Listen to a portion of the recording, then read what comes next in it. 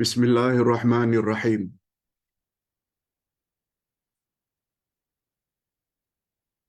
Alhamdulillah nahmaduhu wa nasta'inuhu wa nastaghfiruh. Wa na'udzu billahi min shururi anfusina wa min sayyiati a'malina. May yahdihillahu fala mudilla lahu wa man yudlil fala hadiya lahu.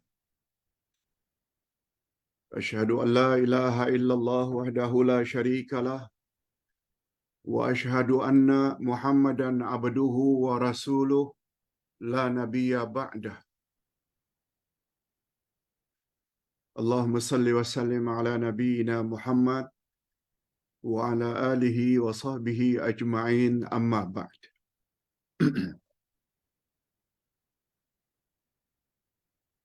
Hadirin dan hadirat serta para pemirsa yang saya hormati, Assalamualaikum warahmatullahi wabarakatuh.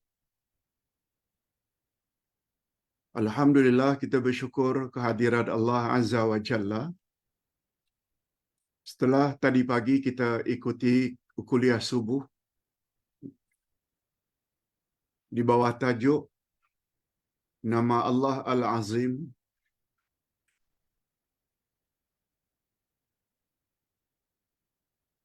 Dan pada kuliah duha jam 10.30 pagi ini kita akan bawa satu tajuk lain lagi, yaitu jangan mengharap kematian sebelum tiba masanya.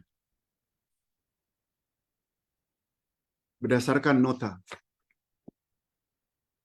yang Ustaz tulis dan Ustaz sudah kirim pada semua grup, termasuk dalam Facebook,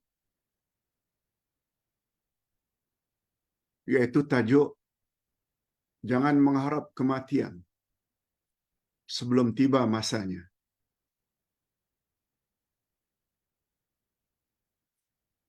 Kemudian setelah selesai pembahasan topik ini, kita akan jawab beberapa soalan para jamaah. Tentang topik Islam melarang seseorang minta mati disebabkan musibah yang menimpanya. Islam larang.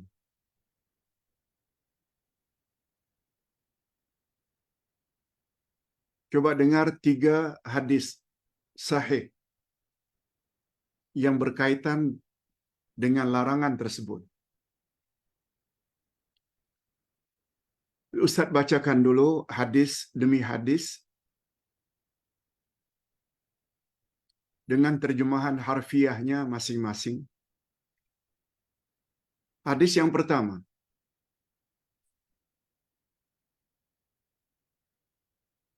An Anas radhiyallahu anhu qala qala Rasulullah sallallahu alaihi wasallam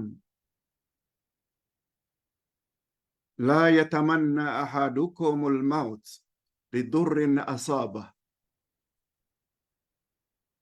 fa in kana la budda fa'ilan falyaqul Allahumma ahyini ma kanatil hayatu khairan li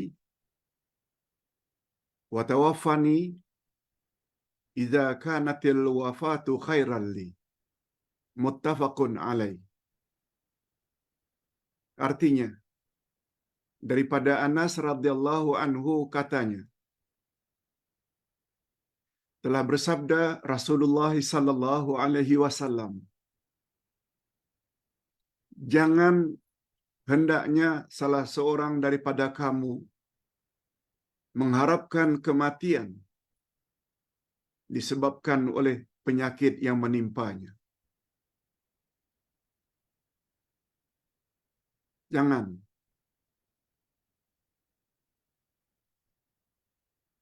Nah, sakit yang menimpanya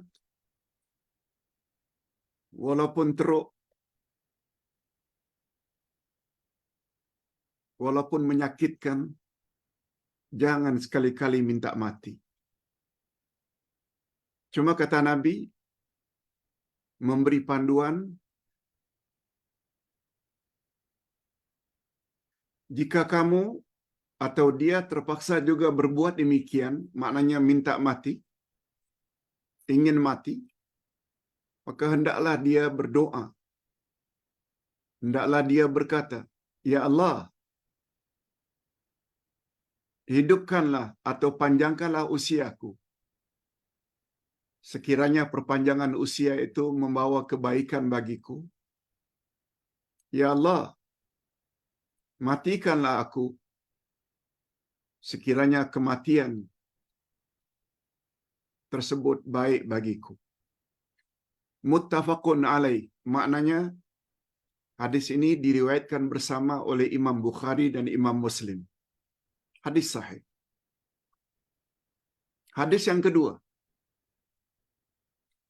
An Abi Hurairah radhiyallahu anhu an Rasulillah sallallahu alaihi wasallam qala la yatamanna ahadukumul maut wa la yad'u bihi min qabli an ya'tiyah. Innahu idza mata qata'a amaluhu wa innahu la yazidul mu'minu umruhu illa khaira. Rawahu Muslim. Hadis kedua daripada Abi Hurairah radhiyallahu anhu dari Nabi sallallahu alaihi wasallam bahwa baginda telah bersabda, "Janganlah salah seorang daripada kamu mengharapkan kematian." Lagi-lagi larangan. Dan janganlah dia berdoa untuk mati sebelum tiba masanya. Jangan minta mati sebelum tiba masanya. Ini dia topik pembahasan kita. Kalau ditanya mengapa jangan minta mati sebelum tiba masanya,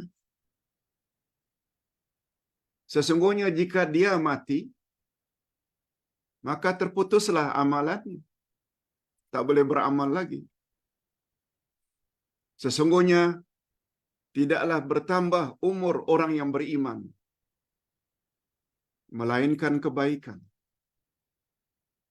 Walaupun hanya beberapa jam, beberapa saat, dipanjangkan usianya, boleh mendatangkan kebaikan.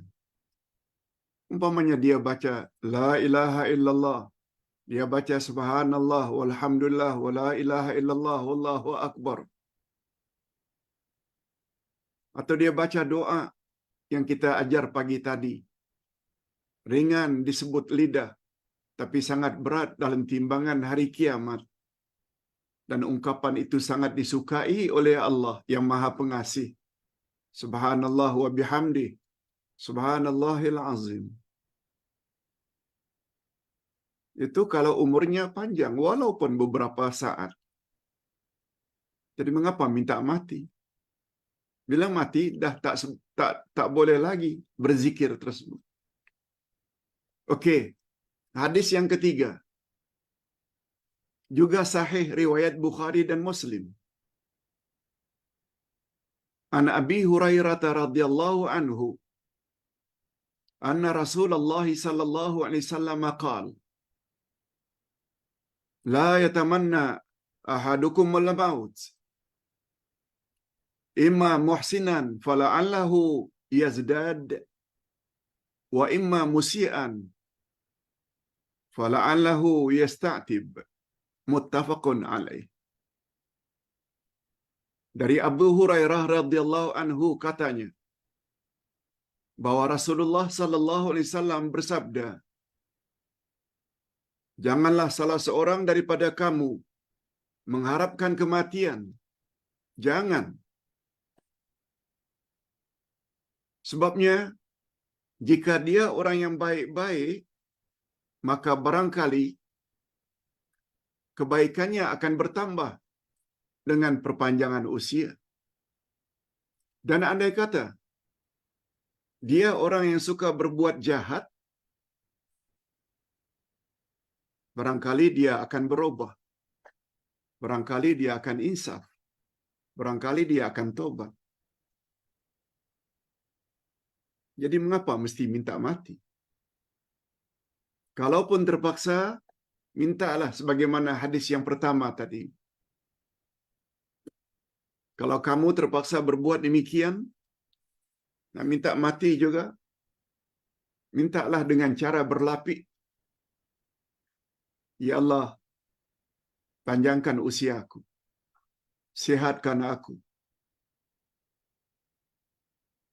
Selagi perpanjangan usia itu baik bagiku. Ya Allah, matikanlah aku. Sekiranya kematian itu membawa kebaikan bagiku. Jadi masa depan kita serahkan bulat-bulat pada Allah. Sebab Allah yang lebih tahu. Mengapa mesti minta mati?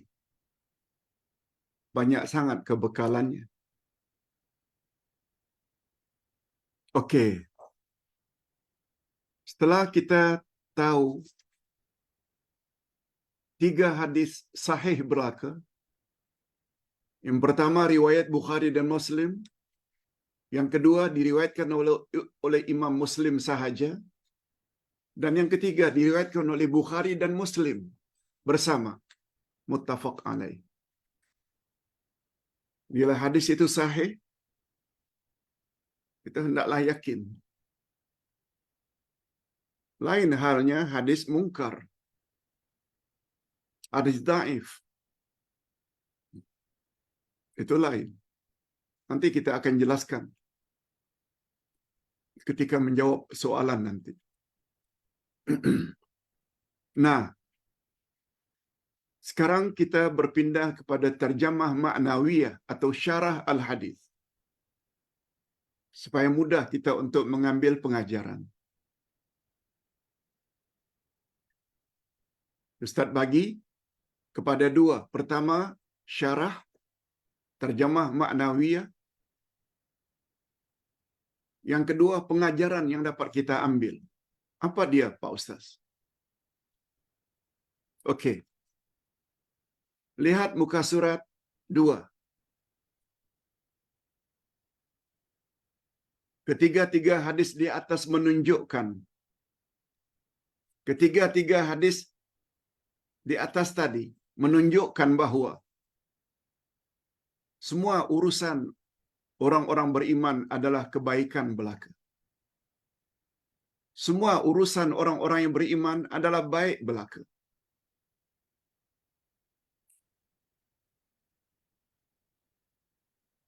Allah Subhanahu Wa Taala telah menjadikan dunia ini bagi orang-orang yang beriman tak ubahnya bagaikan kebun, sawah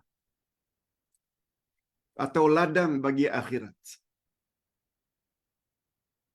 Sehingga ada hadis menyebut ad-dunya mazra'atul akhirah. Dunia adalah kebun akhirat. Di sini kita bercocok tanam. Di akhirat nanti kita akan petik hasilnya. Itu maksudnya.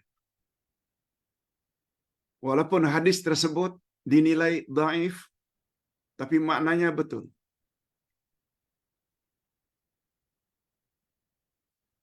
Dunia adalah kebun akhirat. Mereka hendaklah menggunakan selagi hidup di dunia ini sebagai kebun, ladang, sawah untuk bercocok tanam. Kelak akan mereka petik hasilnya di akhirat nanti. Itu prinsip. Itu sebabnya Ustaz selalu sebut. Sebagaimana kata-kata salafus salih. Khuliqan nasu lil abad. Walakinnahum yantaqiluna min darin ila dar. Manusia dicipta oleh Allah adalah untuk hidup kekal abadi selama-lamanya. Hanya saja mereka mesti berpindah dari satu alam ke alam berikutnya. 2 alam telah kita lalui. Alam roh dan alam rahim. Sekarang kita berada di alam ketiga, alam dunia. Tak lama lagi kita akan mati. Kita akan lalui dua alam lagi. Alam kubur dan alam barzakh. Alam kubur dan alam akhirat. Nasib seseorang di alam kubur dan di alam akhirat sangat ditentukan oleh aktivitinya, kegiatannya ketika dia berada di alam dunia. Lalu, mengapa minta mati? Kecuali bila dah tiba masanya mati. Memang kita mesti mati pun. Kullu nafsin dha'iqatul maut. Tiap-tiap yang bernyawa mesti mati. Tapi minta mati sebelum masanya, no. Orang beriman tak macam itu. Walau bagaimanapun sakit yang menimpanya. Di dalam sakit itu sendiri, banyak fadilat. Penghapusan dosa. Tanda Allah sayang pada kita. Berpeluang untuk sabar. Itu sebabnya para sahabat bila ditimpa musibah, mereka ucap Alhamdulillah sampai 4 kali. Bukan menyumpah-nyumpah. Dan atas dasar itulah Rasulullah sallallahu alaihi wasallam melarang mengharap kematian. Ini rahasianya. Sebab perpanjangan usia itu bermakna kita berpeluang untuk menambah bekalan akhirat. Maksudnya janganlah bercita-cita untuk mati apakah di dalam hati atau melalui lisannya. Di dalam doanya. Jangan. Dalam hati pun jangan. Apalagi disebut.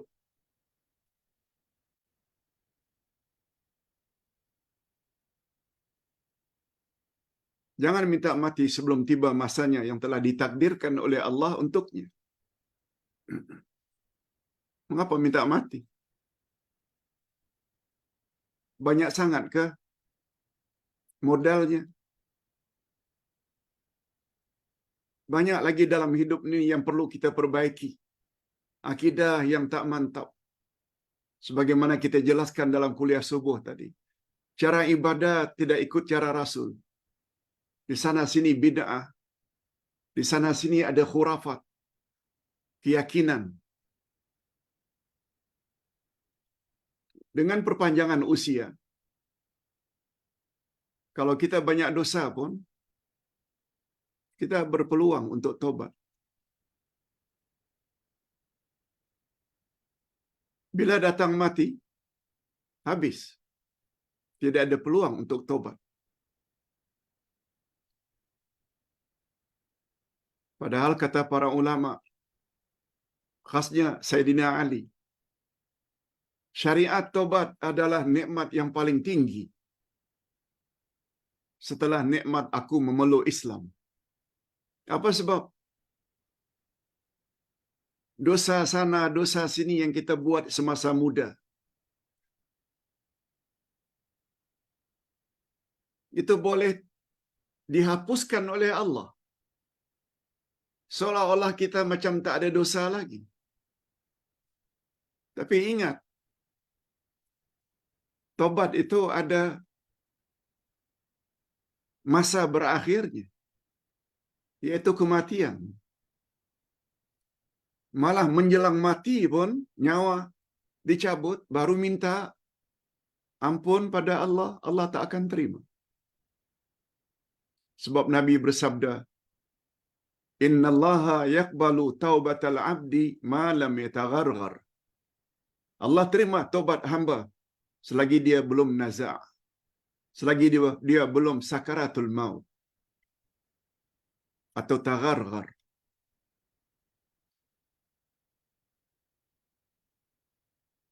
Mengapa kita dilarang mengharap kematian sebelum tiba masanya?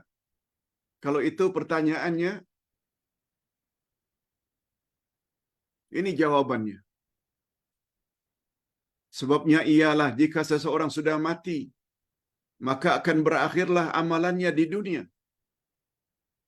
dan tidak ada lagi pertambahan amal-amal saleh bila sudah mati.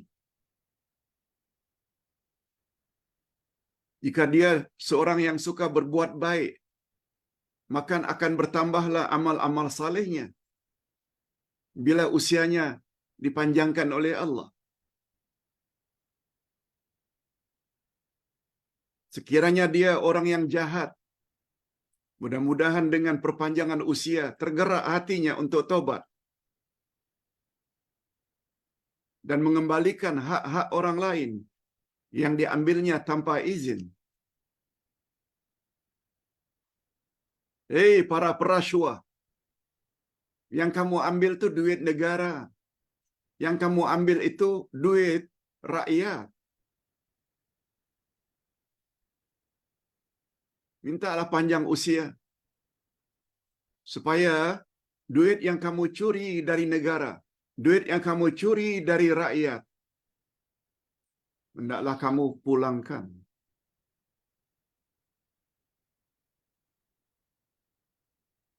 Mungkin karena kedudukanmu, kamu tidak dihukum di dunia. Tapi tidak demikian depan mahkamah ilahi. Jangan terlalu gembira. Yang paling menentukan nasib seseorang dalam mahkamah ilahi, Allah dan Rasul.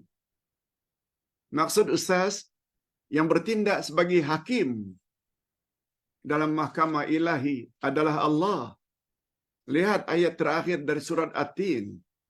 Alaihissallahu biahkamil hakimin. Bukankah Allah itu hakim yang paling adil? Adil maknanya meletakkan sesuatu pada tempatnya. Allah akan panggil Nabi Muhammad untuk jadi saksi. Lihat ayat 143 Al-Baqarah.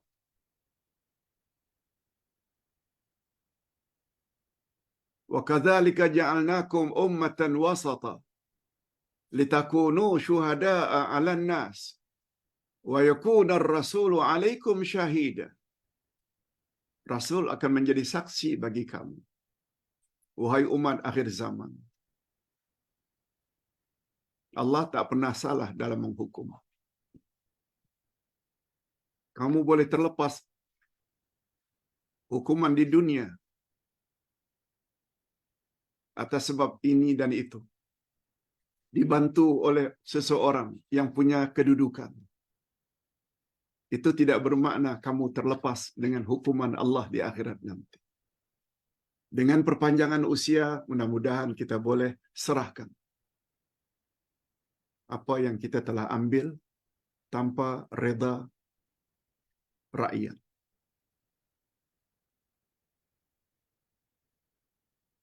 Orang beriman lain. Orang beriman bila dia tahu dia banyak dosa, dia lebih rela biar mati sehelai sepinggang. Maknanya tak bawa apa-apa, tak tinggal apa-apa, biar sehelai sepinggang. Asalkan selamat dari azab kubur dan azab akhirat. Orang beriman macam itu. Hadirin dan hadirat, sesungguhnya orang-orang beriman semakin panjang usianya, maka semakin banyak amal salehnya. Mudah-mudahan kita termasuk dalam golongan ini.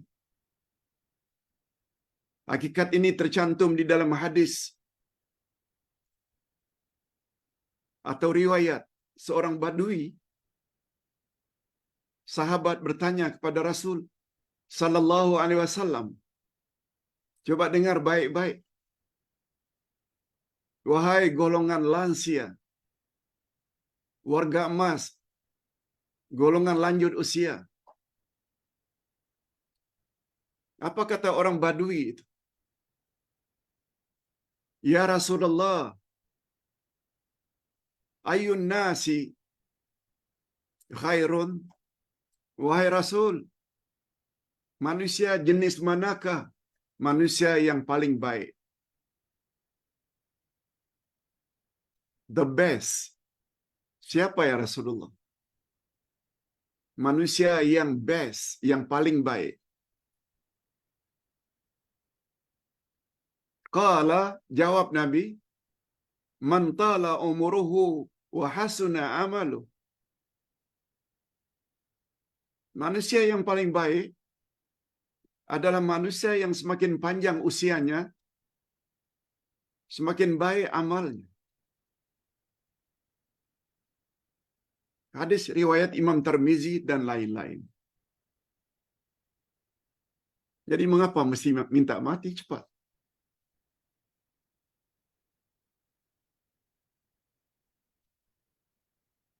Manusia yang paling baik ialah manusia yang paling panjang, semakin panjang usianya, semakin panjang umurnya, semakin baik amalnya. Seperti bapak-bapak dan ibu-ibu serta para pemirsa sekalian. Tak jemu-jemu untuk mendengar ceramah walaupun online. Tak tambah ilmu. Sebab dulu ketika muda keislaman kita tidak begitu sempurna. Sebab tidak banyak ilmu. Malah semakin banyak ilmu yang kita tambah, semakin terasa banyak lagi yang belum kita tahu.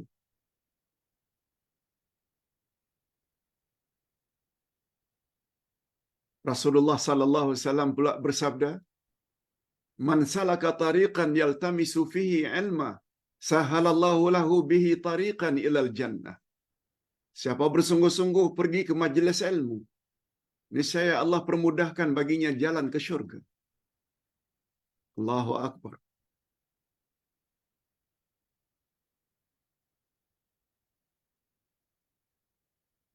Ustaz sendiri selalu minta supaya Allah panjangkan umur. Sebab banyak lagi rasanya yang kita sempat tahu, yang sudah kita amalkan, tapi kita belum sempat untuk menyampaikannya. Ya Allah, panjangkanlah umurku, supaya dapat terus berdakwah menyampaikan kepada umat. Sebab umat masih memerlukan ilmu pengetahuan. Khasnya yang bersumber daripada Al-Quran dan Sunnah Nabi. Apalagi kita tahu ganjaran orang yang berdakwah.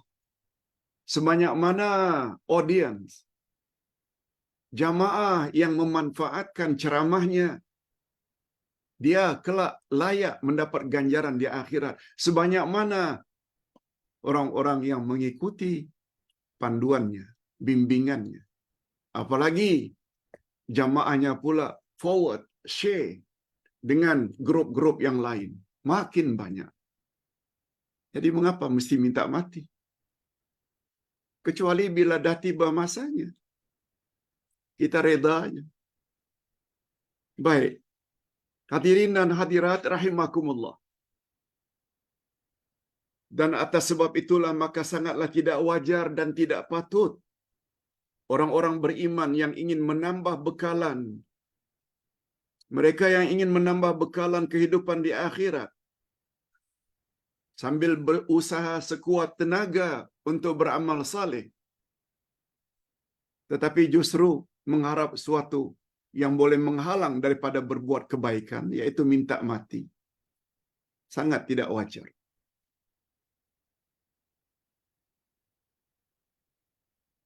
Doa yang diajar oleh Nabi sallallahu alaihi wasallam pernah kita belajar pada himpunan 50 doa Rasulullah.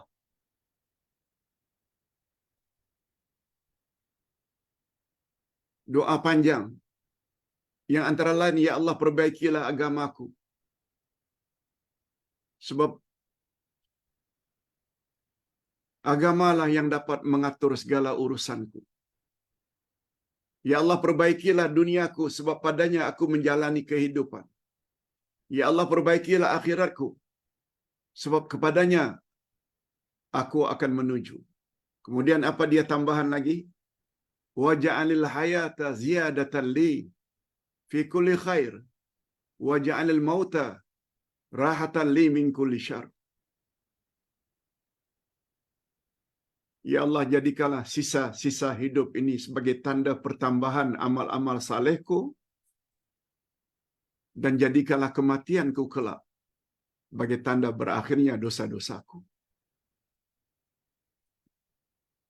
Orang beriman minta macam itu.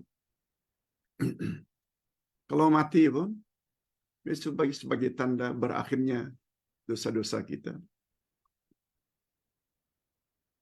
Tapi bila dipanjangkan usia, kita tambah dengan amal-amal saleh yang boleh menolong kita di akhirat nanti. Jadi hadirin dan hadirat serta para pemirsa yang saya hormati, jadi selain terdapat larangan yang nyata dan tegas dari Rasulullah sallallahu alaihi wasallam mengharap kematian, sebagaimana dalil-dalil yang sahih terdahulu, larangan minta mati. Demikian juga jika ditinjau daripada sudut akal, ditinjau dari saja sudut akal, di mana logiknya, di mana rasionalnya jika seseorang itu suka minta mati.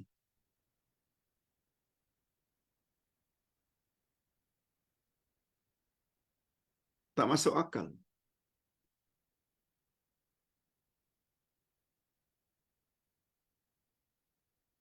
Adapun tentang hadis Nabi sallallahu alaihi wasallam yang juga hadisnya sahih riwayat Imam Muslim. Idza mata banu Adam inqata'a anhu amaluhu illa min thalatha. Hadis ini semua kita tahu, bila mati anak cucu Adam, bila mati manusia, semuanya terputus kecuali 3. Sedekah jariah, ilmu yang dapat diambil manfaat, dan anak saleh yang mendoakan. Betul? Bila mati, semuanya terputus kecuali 3. Cuma bila ditanya, tak bercanggahkah hadis ini Pak Ustaz dengan hadis sebelumnya yang mengatakan bahawa kematian itu, dengan kematian berakhirlah segala amal saleh? Bercanggahkah? Tidak. Hadis ini tidak bercanggah dengan hadis sebelumnya yang melarang minta mati. Hadis ini mengatakan, seseorang apabila mati, semuanya terputus dan dia tak dapat apa-apa kecuali apa yang dia lakukan semasa hidupnya. Sedekah jariah. Dia bantu pembinaan rumah tahfiz. Dia bantu pembinaan masjid. Dia bantu madrasah, sekolah-sekolah agama khasnya. Dia bantu mencetak dan menderma kitab-kitab agama untuk dijadikan panduan. Itu namanya sedekah jariah, di mana ganjarannya terus menerus dia akan dapat walaupun dia sudah mati. Itu sebabnya Ustaz galakkan sangat. Kerja dakwah ini dan membantu beberapa ustaz pergi ke penjara Kajang yang kita himpun daripada derma orang ramai. Semuanya itu adalah termasuk sedekah jariah. Juga termasuk ilmu yang dapat diambil manfaat. Apalagi di penjara Kajang, pendakwah-pendakwah yang kita kirim khas untuk golongan BA, BA maknanya banduan akhir yang telah divonis akan digantung, akan dihukum mati. BA, banduan akhir.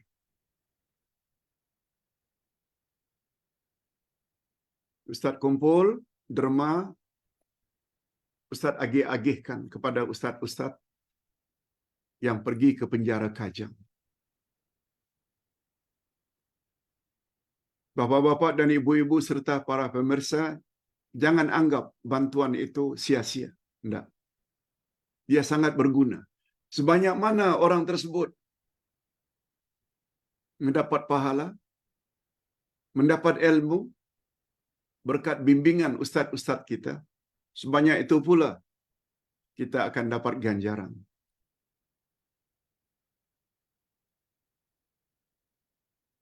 Hadirin dan hadirat serta para pemirsa yang dihormati. Dan yang ketiga, anak saleh, anak yang melakukan amal-amal saleh lalu berdoa. Jadi hadis ini tidak bercanggah dengan hadis terdahulu, larangan minta mati sebelum tiba masanya. Apa sebab?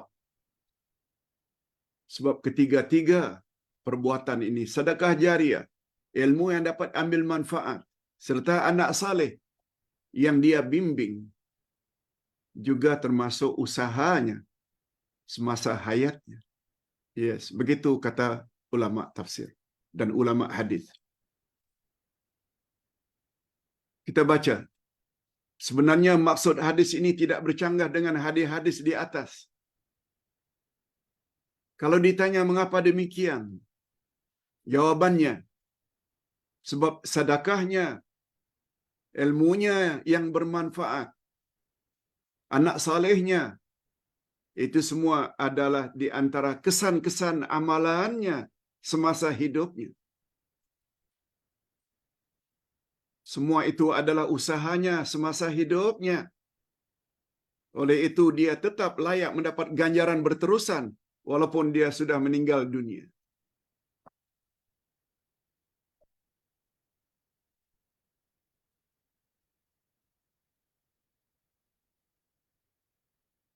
Dan inilah rahasianya mengapa Uday sungguh-sungguh menyampaikan ilmu.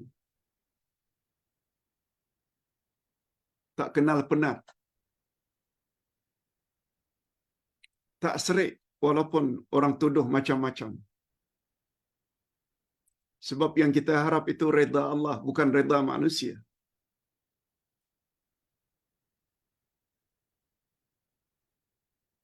Setiap mukmin mukminat sewajarnya banyak-banyak bersabar dan berusaha mencari ganjaran pahala.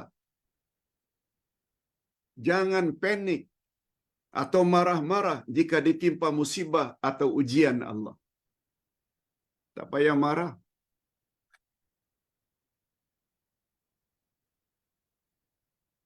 Orang dengki ke, orang hasad ke, orang tuduh bermacam-macam tuduhan, balas saja dengan senyum. Malah ada bidalan orang-orang Arab. Mungkin sepintas lalu macam tak elok. Apa dia bidalan orang Arab? Aksarallahu husadak. Mudah-mudahan semakin banyak orang-orang yang dengki pada awak. Aksarallahu husadak.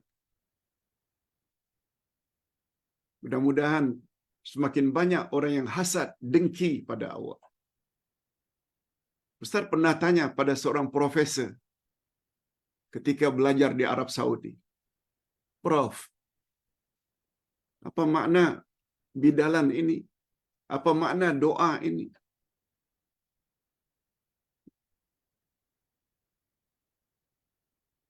Doa supaya seseorang itu semakin banyak orang yang dengki padanya. Profesor tanya, ya Abdullah, jika ada orang yang dengki, hasad kepadamu, pendorongnya apa? Karena kamu bodoh ke atau kamu pandai? Ya karena kita pandai. Ya Abdullah, orang itu hasad dengki padamu karena kamu miskin, fakir, papa kedana ke atau karena kamu kaya? Ya, orang dengki biasanya karena kita kaya. Orang hasad dengki kepadamu karena kamu sedikit followers atau karena ramai kamu punya pengikut. Karena ramai. Itu sebabnya doa ini dia mengandung makna positif. Mudah-mudahan kamu jadi orang yang kaya raya. Mudah-mudahan kamu jadi orang yang pintar, bijak. Mudah-mudahan kamu menjadi orang yang ramai followers-nya. Tak elok ke? Oh, macam itu maknanya. Yes. Aktsarallahu hasad. Malah sebanyak mana orang yang dengki pada kita, itu bermakna kita sedang dizalimi, dan mereka orang yang zalim, tidak mustahil mereka akan jadi golongan muflis hakiki di akhirat nanti. Orang yang banyak buat amal saleh, tapi amal salehnya Allah ambil untuk dibagi kepada orang yang dia dengki. Itu sebabnya orang yang faham hakikat ini, makin banyak orang dengki, dia makin gembira. Sebab dia kelak di akhirat akan menerima ganjaran banyak dari orang-orang yang dengki daripadanya. Oleh sebab itu, jangan bimbang kalau dakwah kita tak diterima.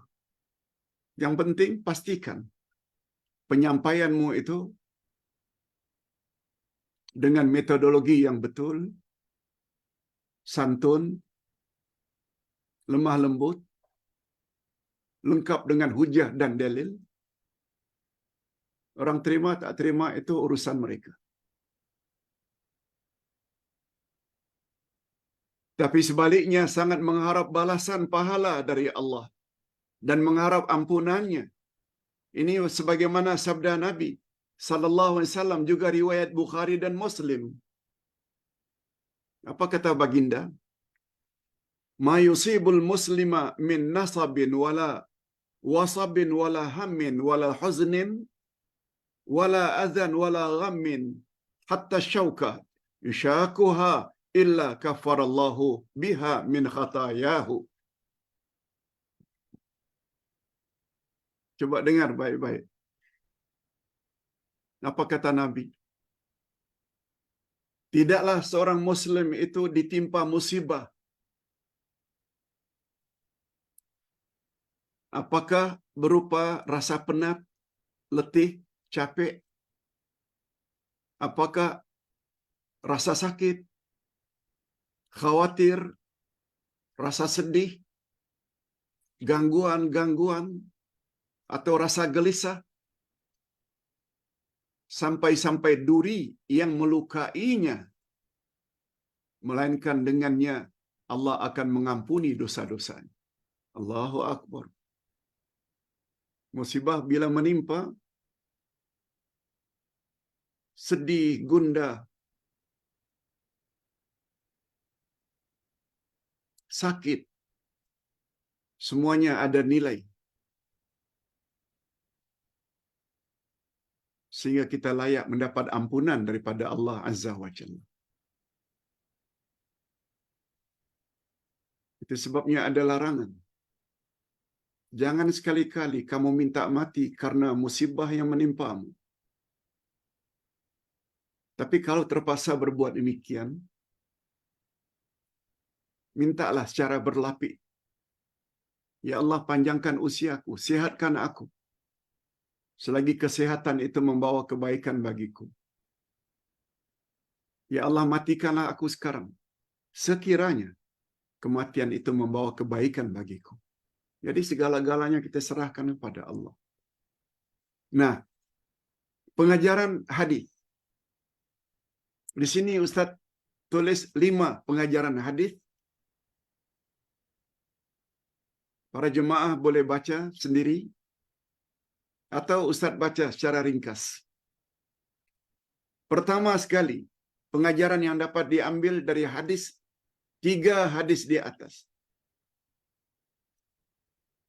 Mukminin mukminat dilarang oleh Islam mengharapkan kematian jika ditimpa musibah atau apa-apa ujian. Orang yang beriman sungguh yakin di balik ujian dan musibah yang menimpa ada banyak kebaikan. Dan perpanjangan usia adalah nikmat, sehingga mereka berpeluang untuk menambah bekal untuk dibawa setelah mati. Sekali saja ucap la ilaha illallah, Allahu akbar. Sekali saja baca alhamdulillah, yang sampai-sampai dikatakan oleh Nabi, ganjarannya memenuhi antara langit dan bumi. Bayangkan. Lalu mengapa minta mati? Sehingga tidak berpeluang lagi untuk mengucap alhamdulillah. Yang kedua,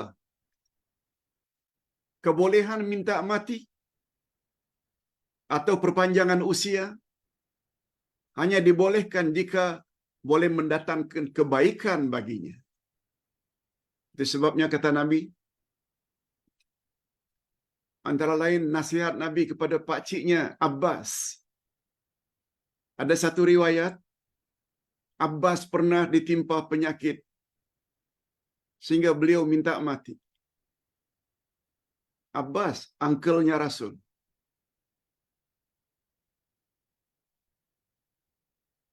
Apa kata Nabi? Ya ammi, oh uncle, pakcik, jangan minta mati karena musibah yang menimpa pakcik. Jangan pakcik. Tapi jika pakcik terpaksa berbuat demikian, maka mintalah secara berlapik. Ya Allah, panjangkan usiaku. Sekiranya perpanjangan usia itu baik bagiku. Dan matikanlah aku, ya Allah.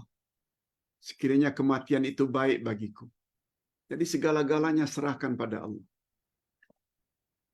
Yang penting, matikah atau perpanjangan usia membawa kebaikan. Yang ketiga, pengajaran yang dapat diambil. Bagi mukminin mukminat yang baik, mudah-mudahan kita termasuk ke dalam golongan ini. Bagi mereka sebenarnya kehidupan ini sangat berguna untuk memperbaiki dan memperbanyak bekalan akhirat. Demikian juga sebaliknya, jika mereka banyak berbuat maksiat atau dosa, mudah-mudahan mereka insaf, segera bertobat sebelum mati. Logiknya begitu. Yang keempat, bagi mukminin mukminat yang banyak melakukan maksiat, juga jika perpanjangan usia, mereka boleh minta ampun, tobat. Ini yang Ustaz sebutkan tadi. Menurut Sayyidina Ali, tobat adalah syariat. Adalah nikmat yang paling besar setelah nikmat memeluk Islam.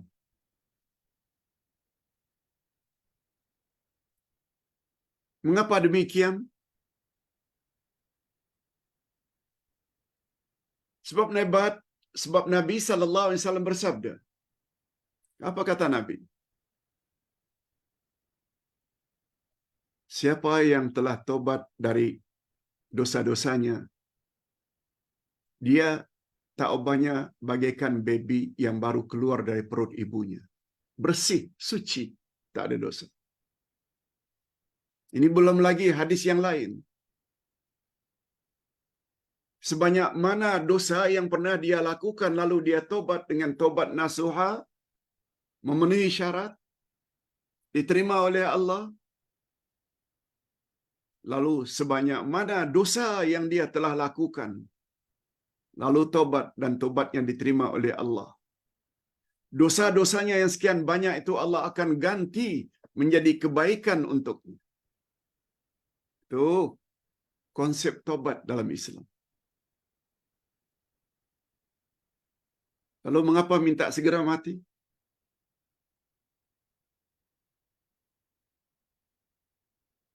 Yang terakhir, yang kelima. Bila kematian tiba, maka akan berakhirlah peluang untuk menambah lagi amalan-amalan kebaikan. Berakhir. Dan ketika itu bermulalah menerima balasan. Jika di dunia dulu banyak buat amal-amal baik, dibalas dengan kebaikan. Demikian juga sebaliknya, bila dulunya di dunia banyak buat maksiat, mula akan terima siksaan. Kematian bukan hanya berakhir. Kematian bukan hanya berakhirnya peluang menambah amal saleh, tetapi kematian juga menunjukkan berakhirnya peluang untuk bertobat. Itu sebabnya kata ulama tafsir ketika menafsirkan tentang Firaun,